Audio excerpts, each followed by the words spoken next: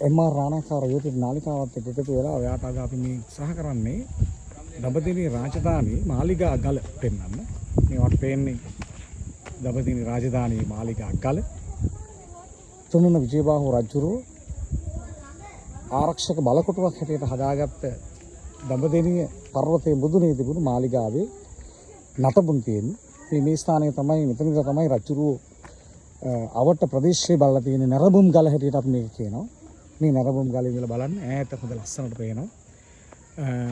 රජුරු වටපිටාව බලලා තියෙනවා. මෙතනත් වටේ පොඩි රජ මාලිගාවක කොටසක් ඉදි කරගෙන මාලිගාවේ කොටසක් ඉදි කරගෙන තියෙනවා. ඒ ඉදි කරගත්ත තැන්වල නටබුන් අපිට පේන්න තියෙනවා. මේක තරණය කරන්න විශාල වෙහෙසක් දරන්න ඕන ගම.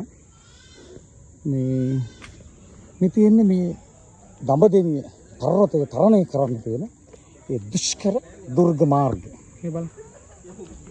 දුෂ්කර දුර්ග මාර්ගය. කිලෝමීටර්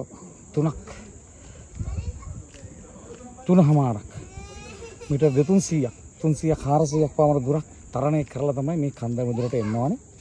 මේ තමයි ඓතිහාසික දඹදෙණිය රාජධානිය පිහිටි දඹදෙණියේ මාලිගා ගල.